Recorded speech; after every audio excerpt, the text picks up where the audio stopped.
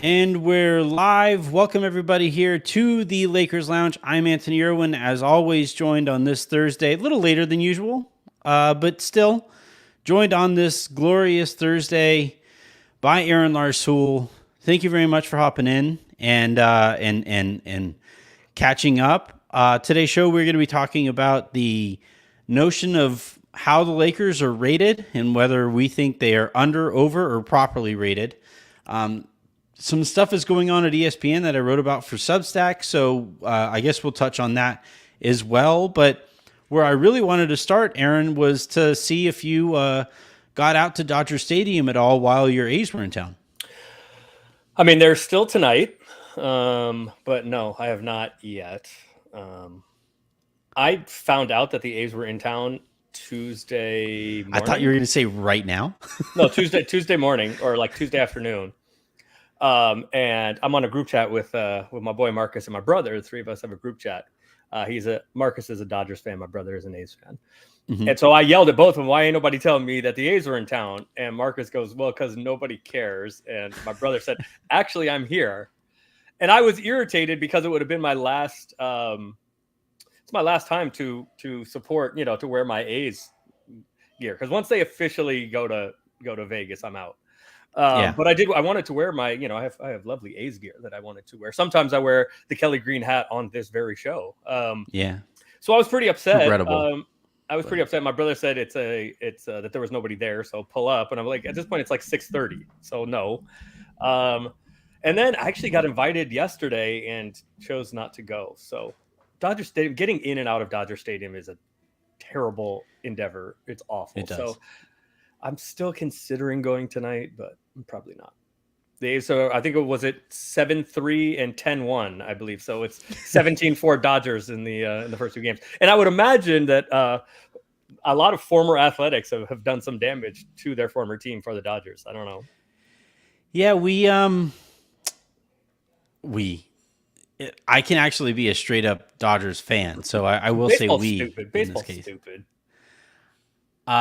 Mookie hit a bomb yesterday that's not an A's guy. So no, but he hit a homer. Normally, like outfielders, when there's a bomb hit over them, will like do a pitcher the service of like turning and taking a couple steps and then watching it go over that's the wall. My favorite. When it's so well hit, they don't move and don't turn around. They just you just heard like you see the contact and stuff. He's like whack, and the left fielder's like. Oh, I like it. So Ricky used to do this. Ricky Henderson, who's probably my second favorite player ever. Ricky Henderson used to do this thing when he would play left field for the A's or whoever he played for. He played for as many teams as Ish Smith. If you want to bring this back to NBA stuff, Ricky was all over the place. And Ricky played. I think he finished with the Padres or the Mariners when he was like 48 years old. Yeah, but still good though. Crazy. At the end, he wasn't, but he was good into his 40s. So he used to do this thing when he played for the A's in left field, where if somebody would hit it so well that it was gone, not only would he not like turn and run, what you just did, where you kind of like look over and watch it go, staying. He literally wouldn't move, and like his head stayed down, like the play never happened. Yeah, it was great to watch. Pitchers apparently hate that. And pitchers are kind of when their outfielders don't make any sort of move. Oh yeah, because it's showing them, because it means that the ball that they just threw got so well crushed that there's no chance. Yeah, of course they hate it. I mean, well, I think it's more that the pitcher like hates that they just threw that pitch than they're actually angry at the outfielder for not caring enough to like go and try to get it. But that's there's nothing thing. To go get. Pitchers are like. Pitchers are the sports Karens, right? Like we can say that. Like they like, get all irritated with bat flips and everything, man. Like every single thing. If you run the bases too fast, you're showing them up. If you run the bases too slow, you're showing them up. Like just shut up and throw the ball. And they are the Karens. You know why? Because they have what they think is the trump card. Like they can actually do something. They can hit the next batter. They can throw a baseball 100 miles an hour, a weapon at somebody. And the Karens have that in their back pocket. They can call the police. So, they're speaking to the manager who's firing a 95 mile an hour fastball at somebody's like no, it's ribs. calling the police. It's calling the police on like the black people that are playing or like barbecuing in the park. Yeah. Or In this somebody was case, it's fishing. Somebody was fishing. There was like 3 times the police got called. It was just oh his brother yeah, was just sitting fishing, like on I think what was close to his property. yeah. But yeah, yeah. So they call the police. All right. So we are, like I said, we're going to talk about the Lakers and whether we think that current analysis has them overrated, underrated, or properly rated. I guess we could factor my analysis into that too, or our analysis into that, but that isn't as fun, right? Because like I wind up being Well, the don't we like factor if it our was analysis in choosing whether we are what we feel if it about was the just other based on analysis? my analysis, the Lakers would be underrated. If it was just Oh, and based off 82. of I called this offseason like Oh, a and solid 80. B. Oh, and 82.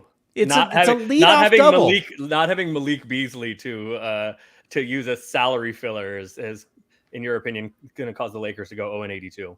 Yeah. An Well, oversimplification of your slight, position? a little. Okay. All right. So we're gonna talk about that. Malik Beasley, the key to everything.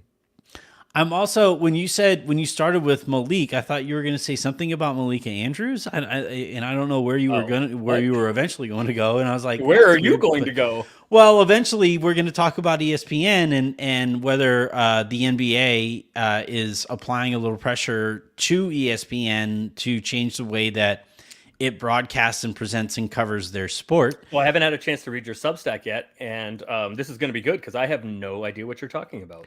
So it'll be there's we'll do it live. Yeah.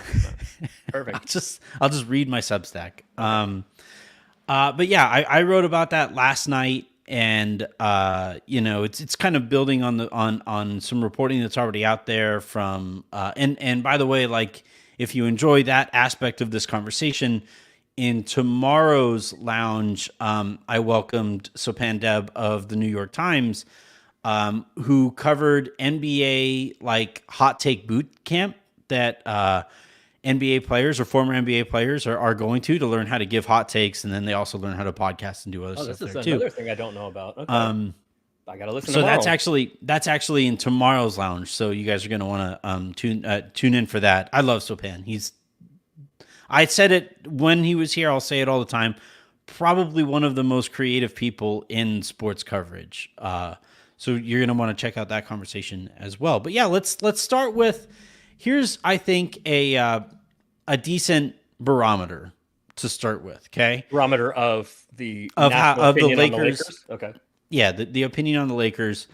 I'm looking at the. I got an email this morning from one of those odds makers like email lists that I don't even remember signing up for, but it's fun fodder for August 3rd. It's a good general assessment of.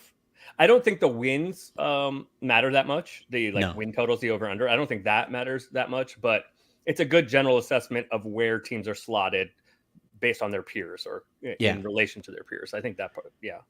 So the Lakers, the email I got today is about whether X team is going to make the playoffs, which is interesting because it also gives you Makes the implied playoffs or the play-in tournament. I think playoffs is what they're saying. Okay. So I don't know if that if I was to bet on it and the Lakers made the play-in like last year, right at the deadline, I bet a decent amount of money. It was one of my bigger bets of the year on the Lakers making the playoffs.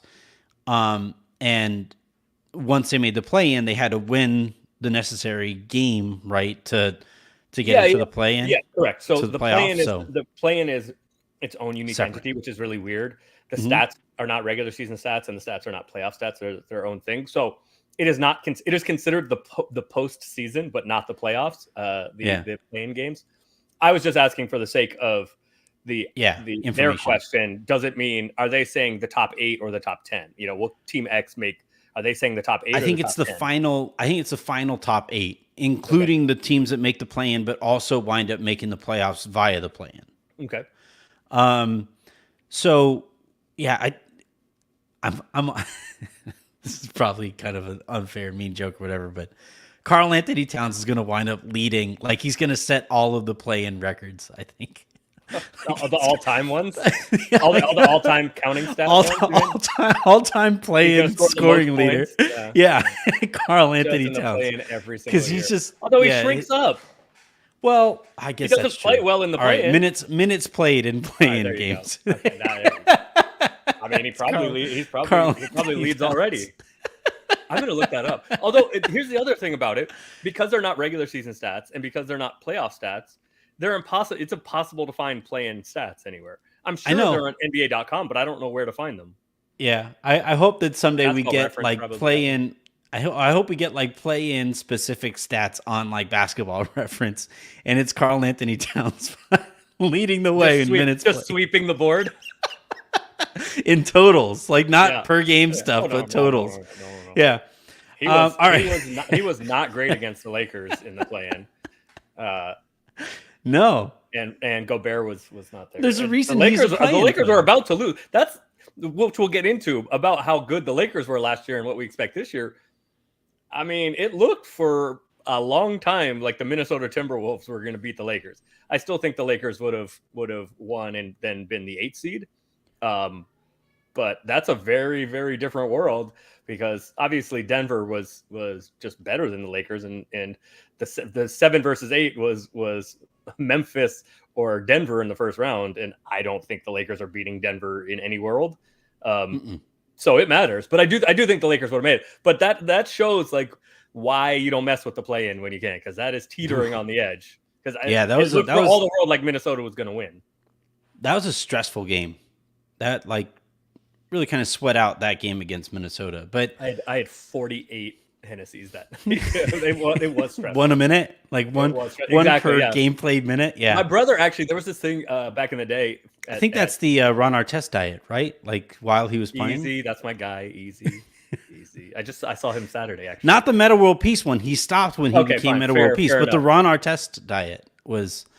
My brother so the A's had this promotion where it was $1 on Wednesday nights. It was $1 to go to the game, and hot dogs were $1 a piece. So my brother and I decided that we were going to do the half inning challenge, which was go to the game and eat a hot dog every half inning and see how far we could go. I was like, by like the top of the third, I'm like, why? Or top of the fourth, I'm like, I don't want to do this anymore. My brother made it. I think he made it to the bottom of the 8th or something. My brother ate like 17 hot dogs in the span of 2.5 hours or something. So it was one hot dog every half inning. Yeah. There's a section at Dodger Stadium actually where you can go, and I think all of your Dodger dogs are covered in the price of admission. Okay. So you can go there and all inclusive. Yeah. Well, just for Dodger dogs. Oh, that's exciting. Yeah.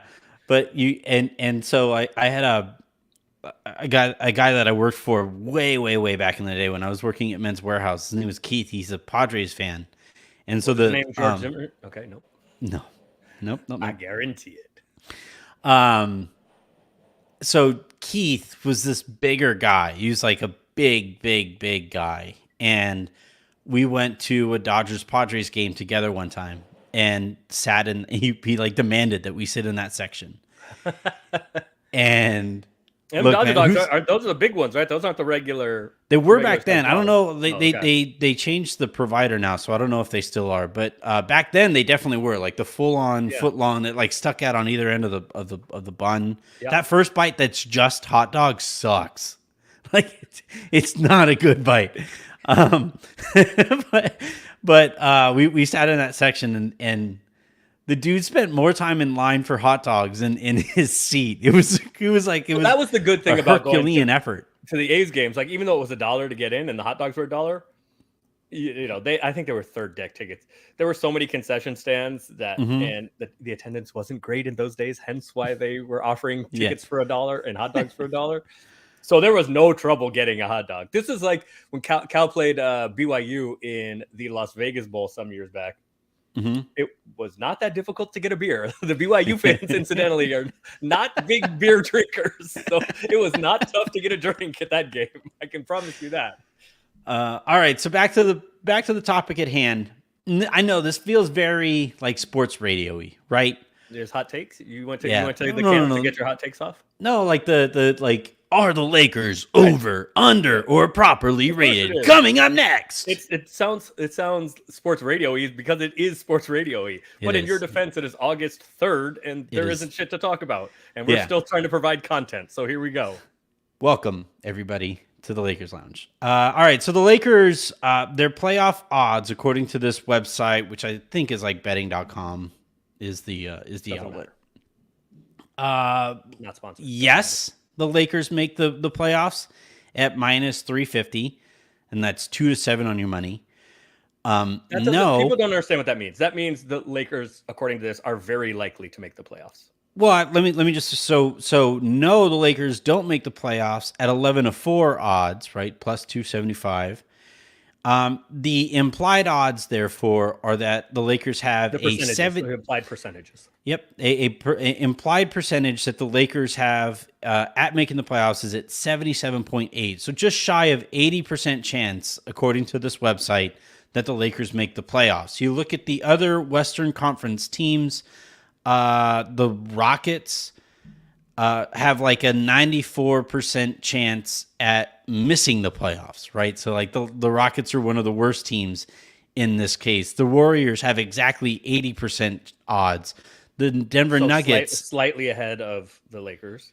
Yeah. The Denver Nuggets, I believe, are the highest percentage here. They have 96.8% chance.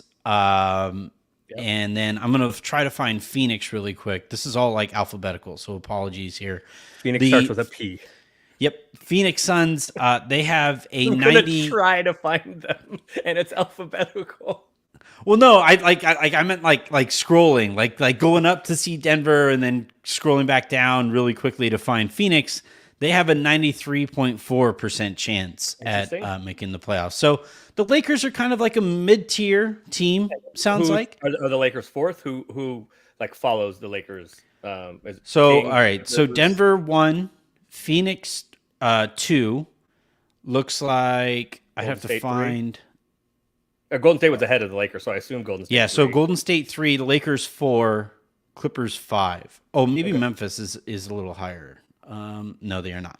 So that's M. Thank you, Aaron. Yeah, the Memphis Grizzlies have a 68.8. So it is Golden State 3, Lakers 4, but like so close that you're talking about a clear. So I think the most interesting thing there is kind of looking at it in tiers. Mm-hmm. And what is surprising to me and different from how I would put it is because I think those top four are correct. But I think Phoenix should be in the Warriors-Lakers tier as opposed to being in the Denver tier. So from what you just said, and I don't know, you didn't give the percentage for Memphis or the Clippers, but from that, it is implied that tier 1 is Denver and Phoenix because they were like 96 and 93%. And then the Warriors and Lakers are 80 and 76 or 78%. So those are kind of the tiers.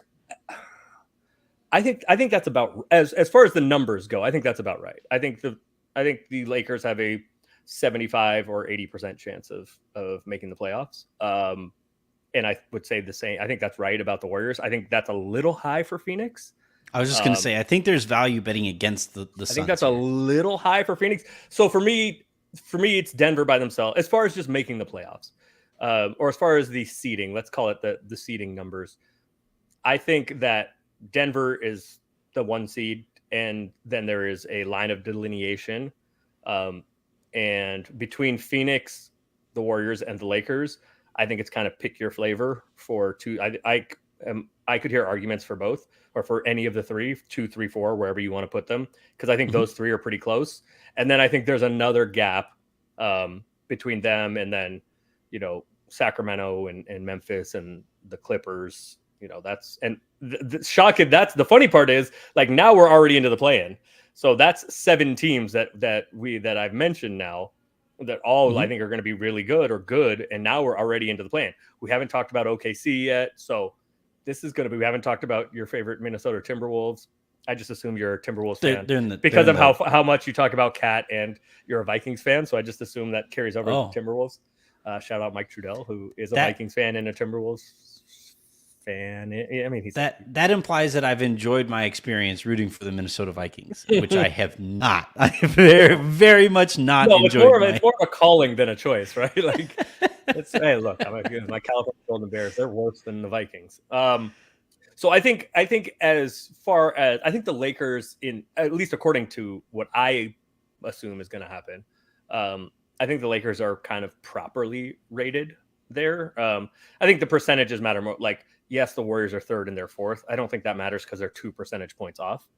I would just group Phoenix in that group because I think Phoenix has,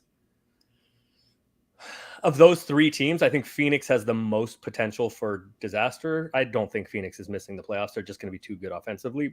But like, if catastrophically 2 of those big 3 guys, miss a big chunk of the season, I think they are more likely to fall out of the playoffs than the Warriors or the Lakers.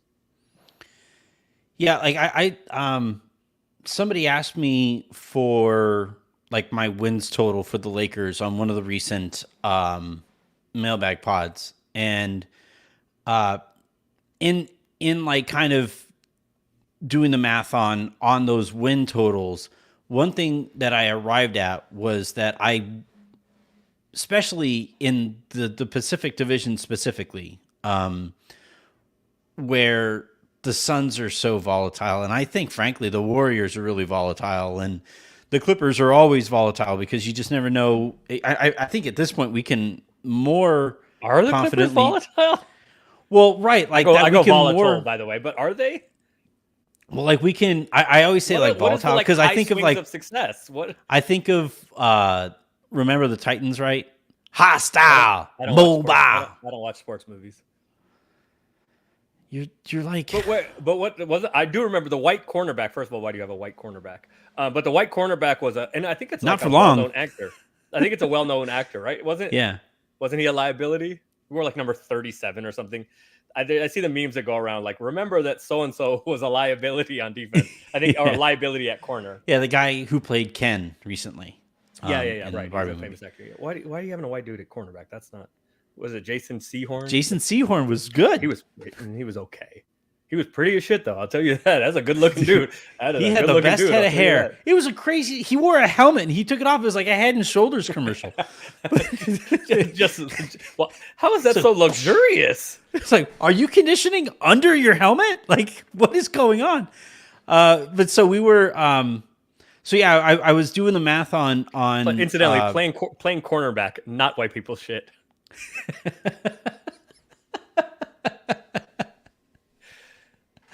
Yeah, I would probably say so. Yeah. But yeah, I think I'm just thinking of like white cornerbacks, and it's just quarterback, by the way. It's a little different. I'm just thinking of like white cornerbacks, and it's just Jason Sehorn who comes. I mean, there's been a few more, but like I can get you a white safety. Yeah, Harrison Smith from my Minnesota Vikings. Yeah, he's one of the best still. I mean, not anymore, but he had a 5-year run where he was one of the best in the world. He's a Hall of Famer. He'll be a Hall They're of Famer. Generally like not the guys you want running with the receivers, but they'll hit you. They'll smack you. Yeah. What was the day? I don't remember the guys. There was one who played for the Lynch. Packers the 49ers GM. The Packers, John Lynch was good. The Packers, and was it Chad Coda maybe? That would he played for the Cardinals and the Packers, and his nose was always busted at the bridge of his nose because he would just destroy anyone. Yeah, they'll hit you. Not gonna run with you, but they'll hit you. Yeah, well, I think they can run in a straight line with some, but it's like when you're talking about like reacting to changes in direction and stuff, where the white cornerback tends to. My brother had Nate Robinson was like an elite cornerback. He's a really effing good cornerback. He was significantly better at football than he was at basketball. I'm a Cal fan. He went to Washington, so I remember him playing both at Washington. It's one of the things that like people, I think, can lose sight of how insane what we're watching on an NBA court is like. Nate Robinson was tiny on those courts. 5'8", 5'9", yeah. Yeah, and he's one of the best athletes I've ever seen in my life, though. Perfectly good size for a cornerback. He was a little small. He's a little small, but like he's not as like drastically small as he looked on an NBA court. Like, No, but you can get away with it more in the NBA. It's like yeah, shockingly, you can get away with being smaller in the NBA more than you can yeah, because because they don't allow because hand checking. the wide receivers are 6'4", 6'5" now. If you have the ball in your hands and you have that athleticism, you can go and do things with it. But having to chase a guy around and then have a guy that's 6'5" and also a great athlete, like go up and get the ball, there's nothing you can do about it. He was damn good in college, though. Do you think? Do you think NFL players would have more success trying to play basketball against an NBA players No. or vice versa? No, because look, all of the This is an off-season topic. there's no dudes this like this is peak off-season right here. the like no basketball's harder. Those guys that could. I'm biased, but I agree. There's not a lot of like the guys that have the two sports, that play both that end up in basketball. That just doesn't happen. There's a lot of Tony Gonzalez, shout out Cal Bears again, my California Golden Bears, right? Those guys end up playing football. Antonio Gates, another tight end, another all-time great tight end at Kent State, played both football and basketball. Those guys end up playing football. Julius Peppers played it. He was the number one recruit in football and basketball, right? He was a defensive lineman, ended up playing. And Ronald Curry was also he was a quarterback that went to North Carolina. Allen Iverson. Allen Iverson. But Allen Iverson didn't play football in college, right? So like the dude, John Thompson refused. No, Georgetown barely has a football team. Well, did you happen to watch the documentary about Allen Iverson? Because I did, he played. Wait, he or played the 30 for 30, right? Is that what you mean? Yeah, I think it was a 30 documentary. For 30. Yeah, 30 for 30. Yes, I did. Yeah. But they did briefly talk to John Thompson about it, and he was just like, "Yeah, I saw him on a football field one time, and I said, you ever set foot there ever again, and you were going home." So those guys end up playing football, right? Those guys, the two sport guys, and especially like excel. LeBron, I think, was a number 2 recruit. No, LeBron was a really good high school wide receiver, and then I think quit playing after his sophomore year or maybe junior year in high school because he knew he was going to be LeBron has no chance. LeBron is too big. LeBron will get folded in half in the NFL. He has no chance. But if you want to just make him like a red zone target, if you want to just make him a red zone target, right? It's only when you're like, and just throw him fades, then LeBron will be great. But LeBron's not going across the middle. That's too big of a target for linebackers and safeties. He would get folded. Yeah. But those guys, all of those dual sport guys that play both in college, they end up playing football because they're not good enough at basketball. Yeah, that makes sense. All right, so back to the topic at hand, though. I think this has the Lakers. Well, the Lakers are always going to be publicly. Yeah, they get a 10% a positive bump because everybody knows that they're more Lakers fans than anything, and LA is close to Vegas, so they always try to take advantage of. Although we're seeing it dissipate just a little bit because everybody can. Exists. I mean, go to a summer league game. You and I were there. Summer league is Laker home games. Anytime the Lakers play, there's 5 times as many Lakers fans as anybody else. But so if we factor in the Laker bump, I actually think the Lakers are a little underrated in these totals. Like, I actually think there's a lot of value on betting the Lakers here to make the playoffs. I would wait personally for like the first time one of these guys kind of pull a hammy and you're like a slow start you're talking about, or some injury. Yeah, I think like I don't think negative event. Yeah, like I don't think this number is going to go so far skewed in a way that you lose all value altogether on betting the Lakers to make the playoffs. But I do think there would be like a potential overreaction to somebody like pulling a hammy, and that's where I think you really make the best. Like Matt and I talked about that when we had a whole show dedicated to how to bet the Lakers. And I think like when you're talking about year-end stuff with the Lakers, I think you're better off waiting for the beginning of the season, waiting for the negative event to happen because it's going to happen, and then betting at the dip rather than hoping to get value right now. Even though I do think there's some value because I do have the Lakers higher than the Warriors. I do have I'm more confident in the Lakers making the playoffs than the Suns making the playoffs.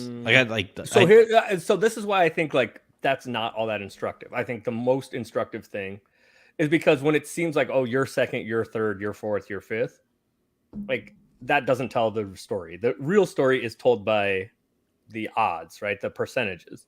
Mhm. So the difference between the Warriors at 80% and the Lakers at 78%, I think is what you said. Like that's not meaningful. That's not statistically meaningful.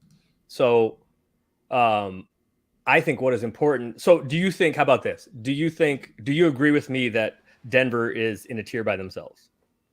Yeah. And then do you agree with me that two, three, Although four? Yeah. the that tier is closer to the second tier than it was last year, than it was at the end of last year.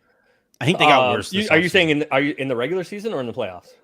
I mean, I Just in guess we're talking general. about the regular season because we're talking about making the playoffs in this case. Like I don't think like last year the Nuggets were like lapping the field in the That's why they didn't conference. play for the last 6 weeks of the season, and Right. I everybody don't was think like, "They're maybe not that good." No, they just don't care.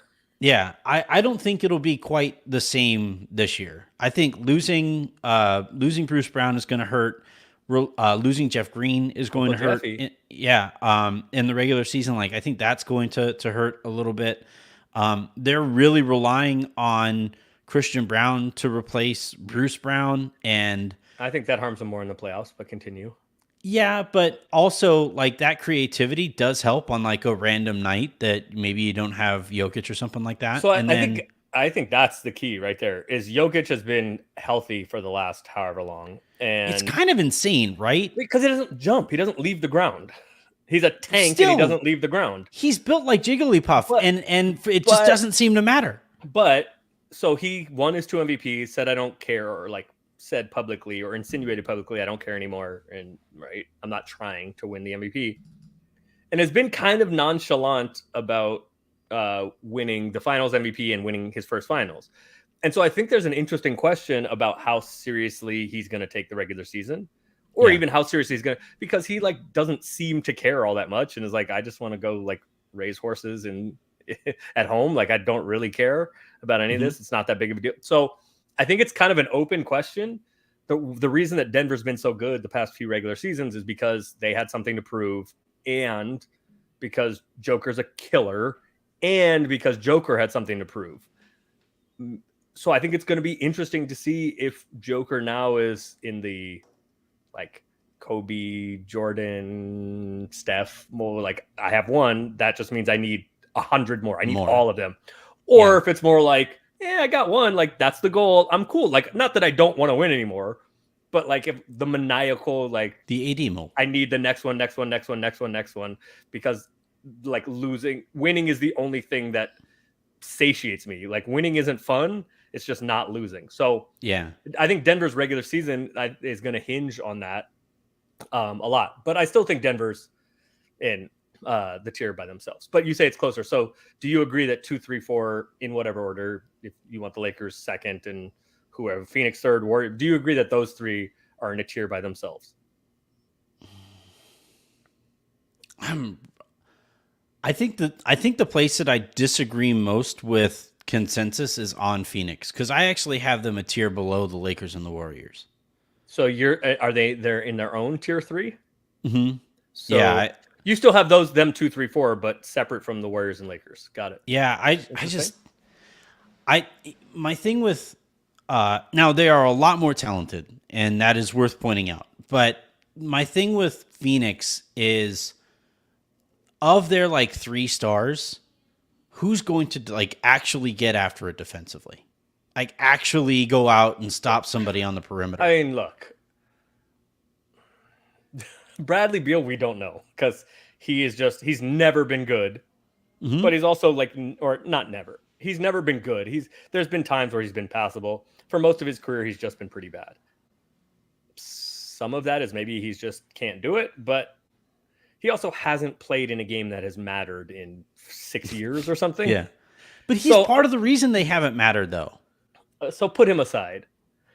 Book is good. Book is like plainly good. He was awful for a while, but Book is plainly good now. And Kevin Durant can be, when he cares and wants to be, still one of the best defensive players in the league. So that it is there. And But do you I'm fascinated. I'm fascinated by Ayton because look, all the guys do you want KD to be the best, like one of the best defensive players in the league? Because we've no, seen what that does to his body. He hasn't no, finished a yeah, season healthy in like half a decade. no, I don't want him to. But this is where it's fascinating because I guess I have some like extra insight into this because basically the Suns' entire coaching staff are Yeah, like former Lakers guys. yeah, Almost like it's almost all of them, right? It's yeah. Q, it's Frank, it's JP. JP, it's Drew, it's Miles Simon. Like, so I know all these guys.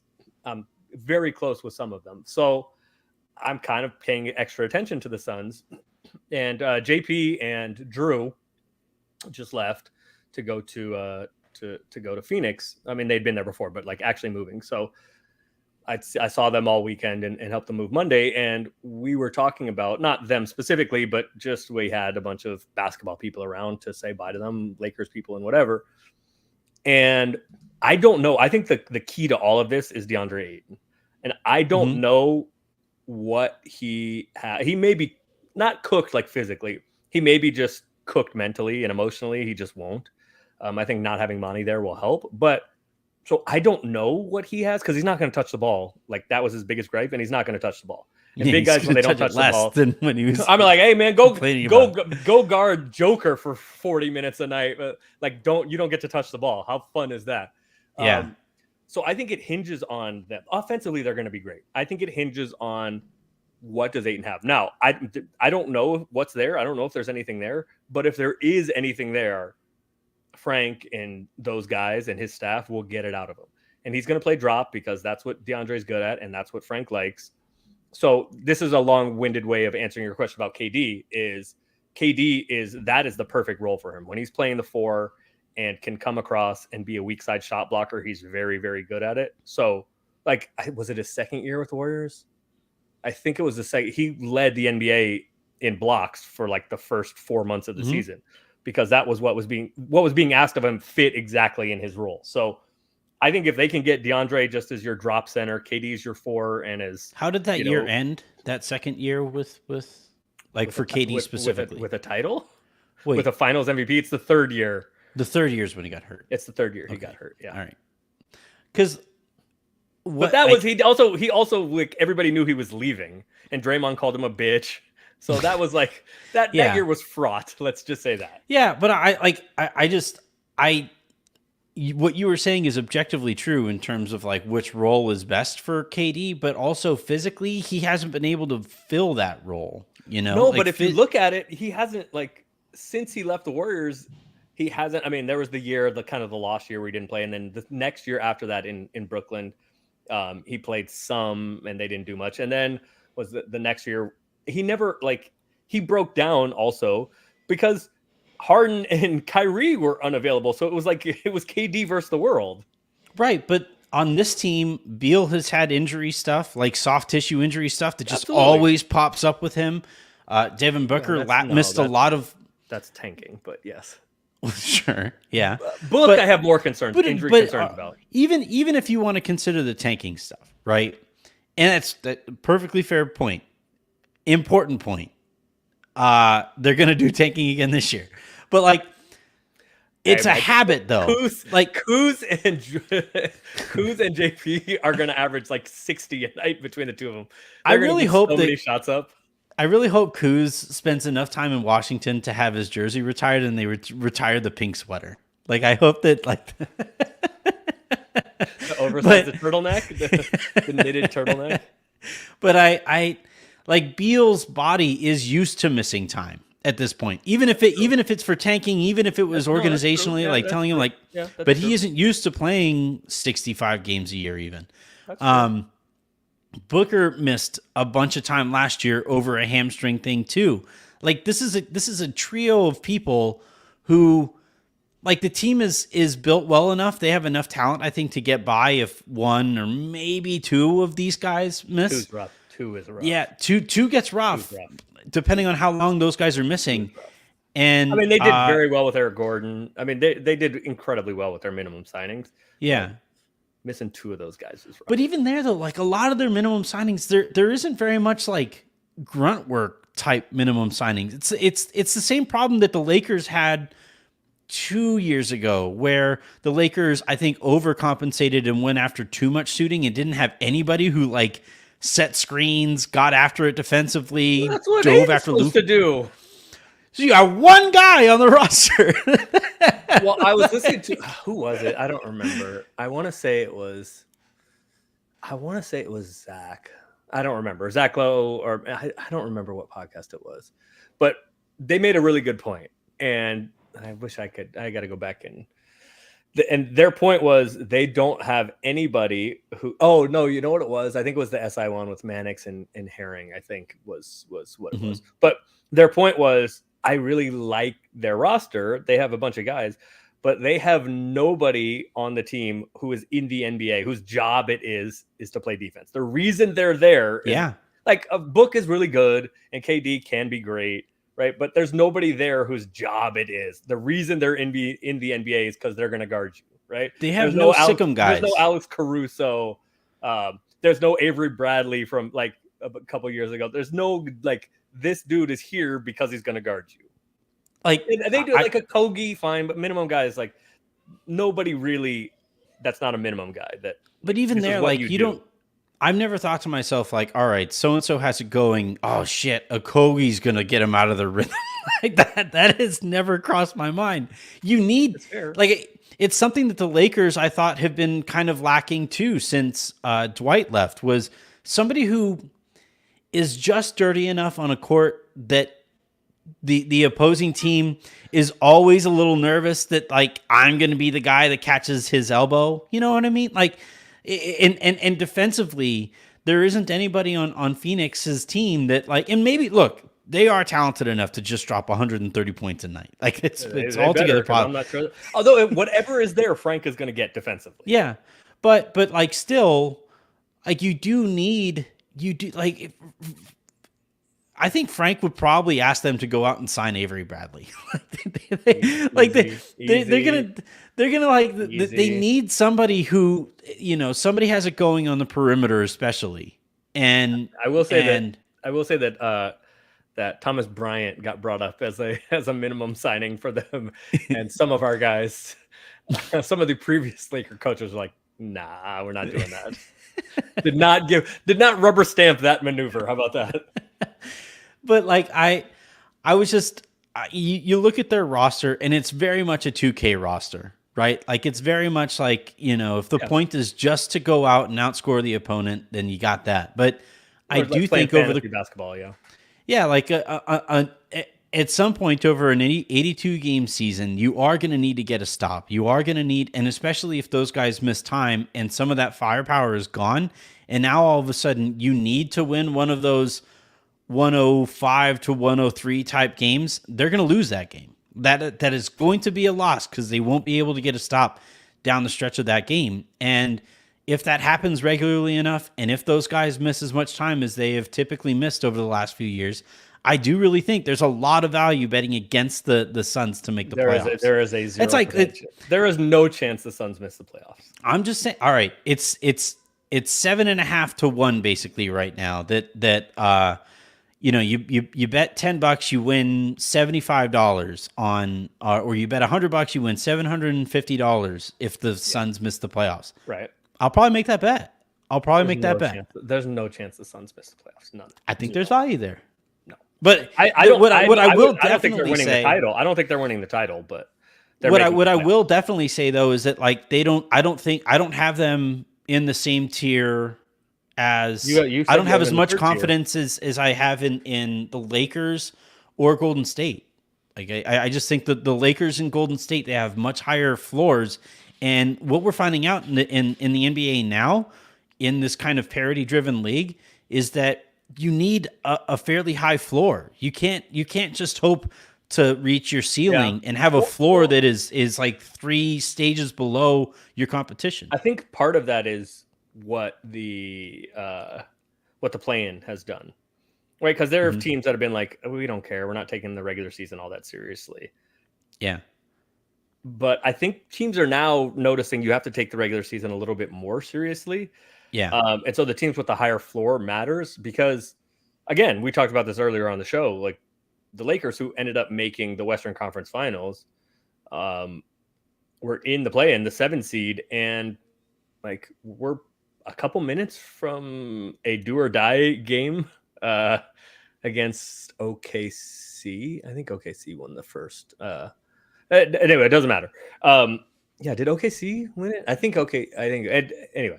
So I read this from Alexis. Yuta, Jop, and Okogie are likely the best role-playing defenders on the roster for the Suns. That would terrify me if I was a Suns right. fan. Yeah, no, that's probably right. That's Yuta's known as a shooter. Probably. Well, he's not known as a shooter. He made like 50% of his threes for 6 months last year, or not 6 months, 4 months last year. I wanted Yuta, by the way. I was rooting for the Lakers to get Yuta. So did I, brother. Yeah. So I think that I think the plan has been like one of the things that the plan has done, or maybe an unintended. I think they wanted people to take the regular season more seriously. They still want teams to take the regular season more seriously, but there is a real delineation between being 6th and 7th. And so I do think that, look, the Suns are not missing the playoffs, but I think teams are going to have to take the regular season a little bit more seriously, because you can finish 7th and be on the brink of elimination, right? You can fuck around and find out, I guess, is what you could call it. So the Suns aren't missing the playoffs. The other part of this, as it pertains to the Lakers specifically, is, and part of the reason I have them is kind of underrated right now, is that this is based off of the roster as it currently stands, and I don't think this is going to be the roster heading into the season. They have another roster spot that I believe they have to fill, right? You have to go into the season with 14 guys on your NBA roster. Correct. Who that guy might be, obviously still in question. I'm still told. Wait, what about your reporting from Vegas? I was just about to say, dude, you got to let me do the sources say thing.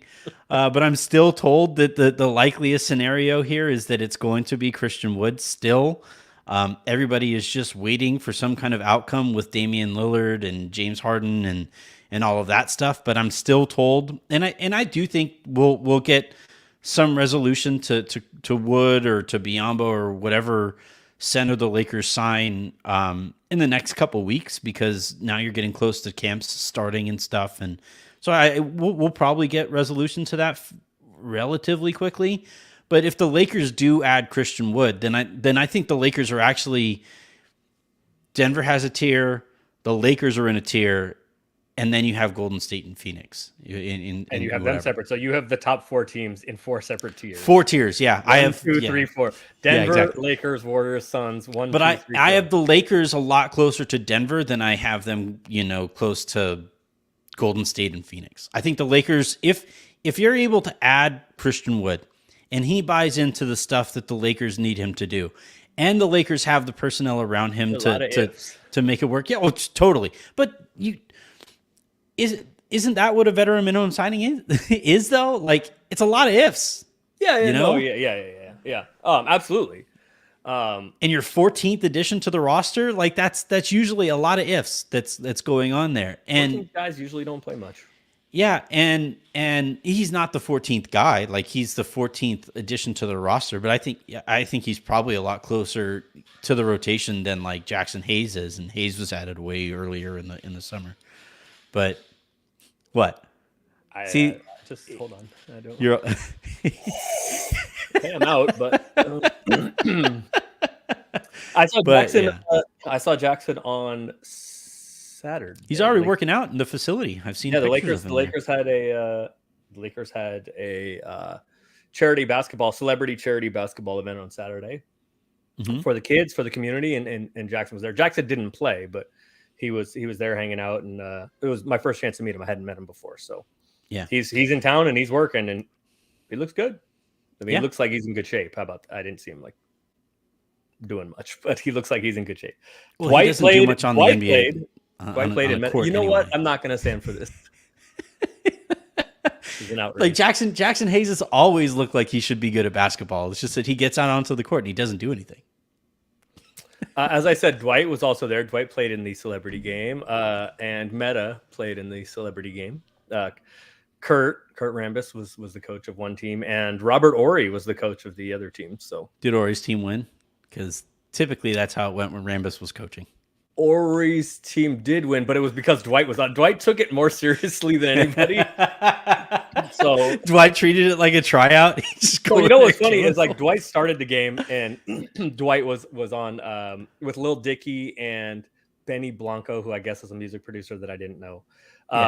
They were on the I think it was like navy blue. That was Robert Ory's team, and they got out to like a 15-2 lead because Dwight like kind of cared at the beginning. And then it got close at the end, and then Dwight played like the last 8 minutes of the game, and the other team came back. You know, Meta only played the first half, or like one shift in the first quarter, and then Meta was done and was just hanging out. And then, but it started getting close, and Dwight was like, "I know you're like a 5'6" like high school kid that like is good in high school." And Dwight's like beating up shots and grabbing every rebound and like, put back dunks on everybody. So Dwight seemed to care the most. So Dwight's team and Robert Ory's team won. But it was. Who do you think is better right now, Dwight Howard or Jackson Hayes? Say that again. Who do you think is better right now, Dwight or Jackson? Better at basketball? Jackson probably. Maybe. I do like. I think it's close, but Jackson probably. That's not great. What do you mean it's not great? I'm just saying, Dwight's been out of the league for like 2 years. We shouldn't he's been out of the league for 1 year. Sigh. It was a minimum signing. What do you mean? I mean, it's like a heavy sigh about a guy who's like still fighting for his career. Why are we so focused on a minimum signing? Your hatred for Jackson Hayes and Cam Reddish is I don't even have hatred for Cam Reddish. Like he just sucks. Like he just hasn't been. Like, I just know how that's gonna go, but it like sucks like by NBA standards. I always feel like I have to make that delineation because if he walked into any, if he looks like an Avenger. Like that guy is like wild. He's giving your 24-hour fitness however many points he wants. They will, whatever you play to, his team will beat you that to nothing if he wants. So I was playing in, I've probably told this story before, but I was playing at Cal State Fullerton. They had just built this brand new rec center, and it doesn't look like we're going to get to the ESPN stuff. So apologies. If you want the ESPN stuff, you're going to want to listen to. Stuff, I'll give you 45-second answer and then tell your story. Nah, I don't know. I want to hear about it because I literally don't know. Then you can listen to the pod tomorrow. All right, fine. And I'll read your stuff back. That too. So, but I was playing it at Cal State Fullerton. They had just built this brand new rec center, beautiful facility. And the guys from the team would walk in there and play against those of us who would just go in there and play pickup. And I played way too much pickup. Like it got to points at various points in the school year where I was like missing class to go and play basketball, basically. Yeah, I did a lot of that too. Yeah, and. So we're playing there and it's like a pretty good team that I'm on. Like in terms of like the guys who would play there in pickup, it was a collection of some of the best guys that would play there. I think Michael was playing, Michael G, he eventually played for the team. Kai played with us there and he plays still, I think, semi-professionally in like Mexico and stuff. So we had like a good group. I was at that point in shape still, so like I could still play pretty well. And we were like we had won like 6 or 7 in a row, and the guys from the team walk in all collectively, and they go like, "All right, we got next," and only 4 guys walked in. So they were like, "We got next," and I figured like, okay, well, I'm trying to get picked up. Yeah, I'm trying to be on that side. I'm not gonna lie. I was in pretty good shape at that point, but it was also like the beginning of my drinking days, and 6 or 7 straight wins. My body, I was ready to lose. Now you're but so those guys walk in and they're like, "All right, we got next," and it was only 4 guys, so we played like the 7th game, wind up winning that one, and the guys from the team like walk onto the court, and I'm like, "You gonna pick up a 5th?" And they're like, "No, hold up. Just give us like 5 minutes. He's just running a little late. Our 5th is running a little late." And I'm like, okay, it gives me some time to like, yeah. So finally their fifth shows up, and it's Bobby Brown who played there at Cal State Fullerton, Yeah. eventually played for the Sacramento Kings and I Yeah. think a couple other teams in the NBA. And um, he wasn't like very tall. He was like my height. I think he was listed at like 6 foot when he played in the NBA, but he's like 5'10". So we were actually matched up against each other when we played. And I'm 7 games in, and also very much not a professional athlete. Right. You could have been 7 seconds in, and I don't think it would have gone much better. I could have just hit like a turbo boost, and it wouldn't have mattered. But so we start playing, and our team jumps out to like a 4 or 5-0 lead, and the guys who were from the team there were just kind of like fucking around, overpassing, shooting dumb shots and stuff like that. Yeah. And like, I hit 2 twos, and then somebody else hit a layup. Oh, yeah, you got buckets against an NBA guy. Well, it was an NBA guy who was like facing the other direction. No, you didn't care. But hey, look, why are we telling that part of the story? Yeah. You got buckets against an NBA guy. Yeah. Oh yeah, he was guarding me really close, just like Hezzy Jimbo. Like, take that, Bobby. Lie. You can just state the fact. Yeah. You don't have to put the extra on it. You just that was for fact. Whitney, was what I kept buckets. on saying. Wow. So I'm going to mute my mic and let you tell the rest of the story now. I am not a part of any of this. All right. Well, so the guys on the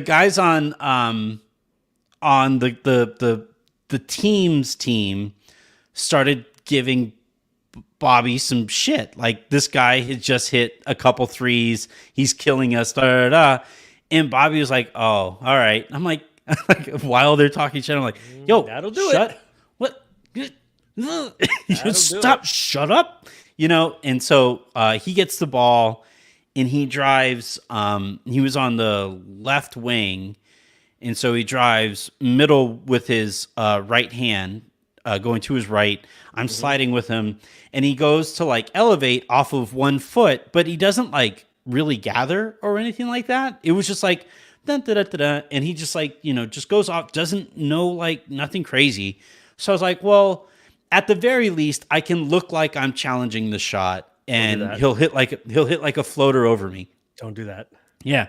Well, so he winds up yamming, and like the ball, like I just told you don't do that. Yeah, it's bad enough. It's bad enough that, like, because everybody thinks that my most embarrassing moment is the missed layup that Harrison likes to put on Twitter all the time. Yeah. Well, but like in this case, this is actually my most embarrassing moment, because everybody caught wind that like the best guys from in the gym, or like a collection of the best guys from the gym, were playing against like the guys from the team.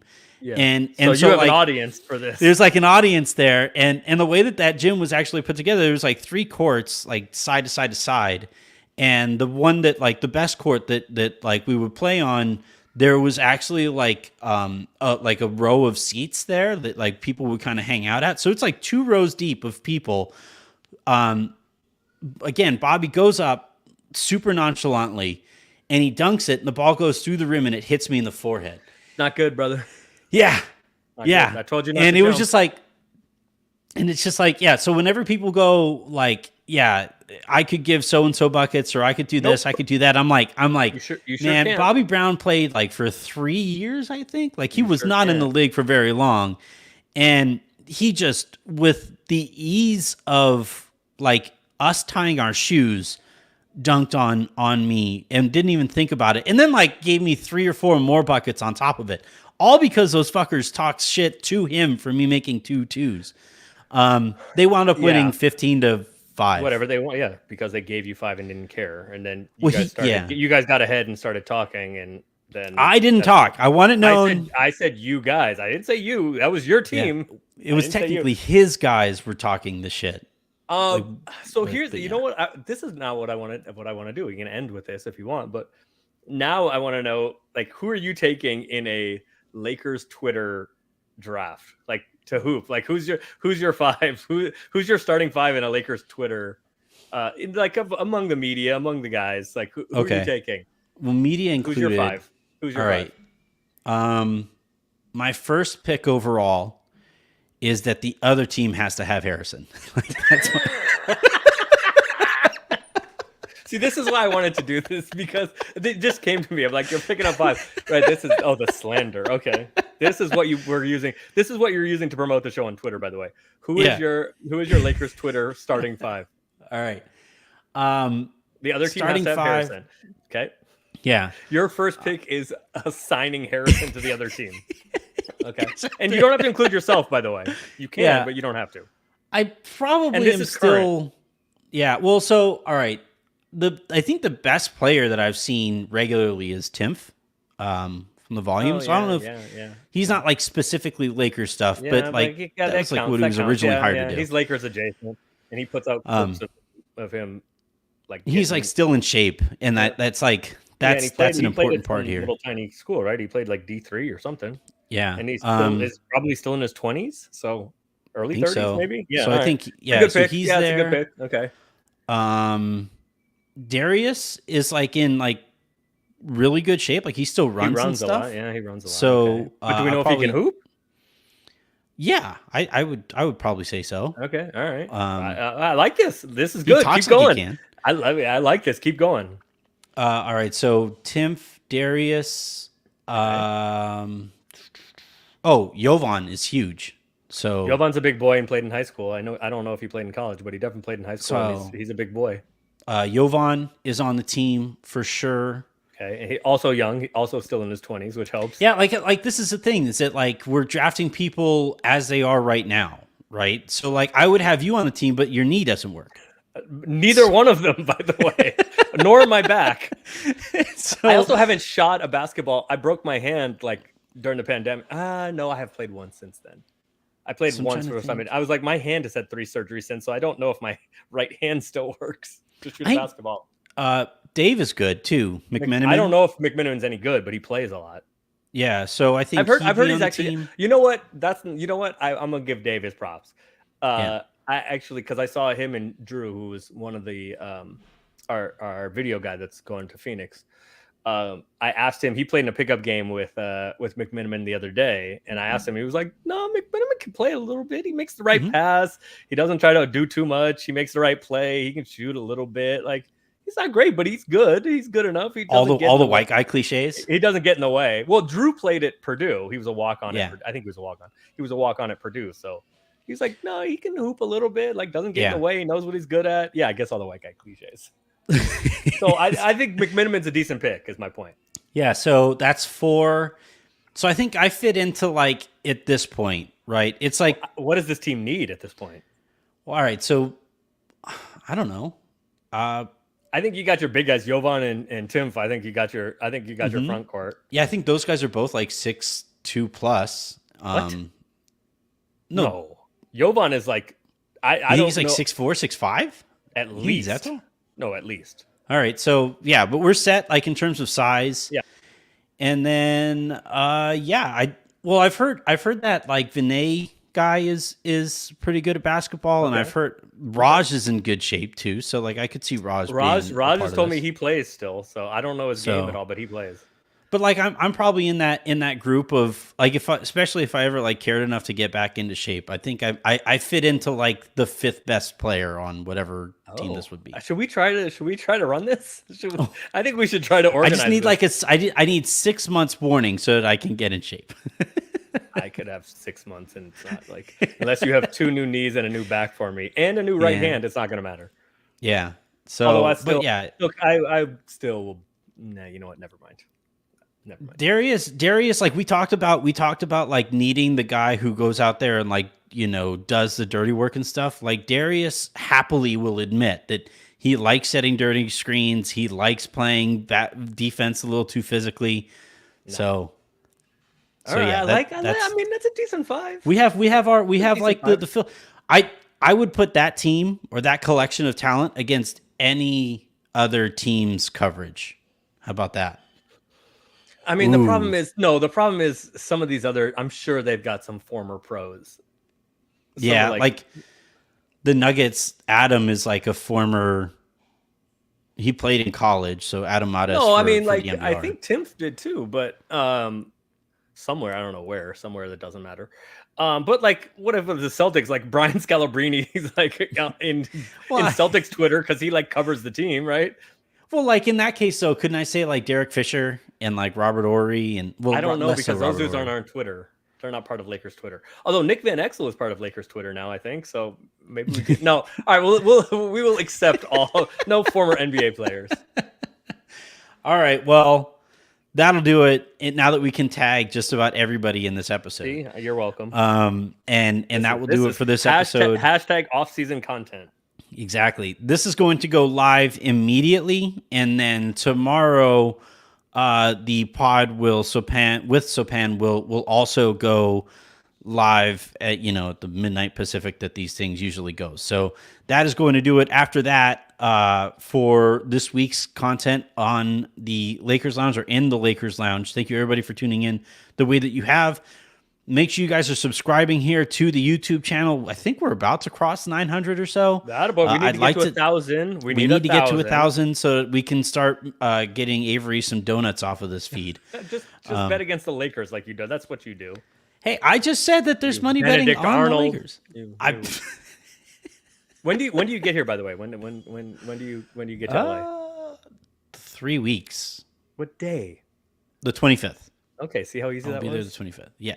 So I'm not going to be like available like on the 25th. That doesn't mean I just want to know when you get to town to see if I'm going to be here because I leave like a couple days later to go to where you are. By the way, no way. Yeah, the weekend. Yeah. Well, just that. Yeah, we're going to be there for 10 days, so we'll figure out a time. I'm staying at your house when I go. No, it's too far of a drive. Yeah, your palatial estate is too far, and nobody's going to be here. So that's what I want. That's the perfect part. That's the best part. Thank you for not picking me for your 5. Your dog's there. Never mind. My dog will be here. You're leaving your dog for 10 days? We have neighbors who can like come and make sure she's good. Not the black neighbors across the way. They're not taking care They of are terrible with their dog. Of course, yeah. Awful with their dog. I don't like no damn dogs. Dogs are white people shit. They have a dog. Thank you for not picking me for your 5, but also because my body doesn't work. But acknowledging, Aaron, I would have you on the team. Yeah, that's what I mean. Yeah. Thank you for not picking me, but acknowledging you would have, because I would kill all these dudes if my body worked, even being old. So thank you for that. We'll talk to everybody next week. I will.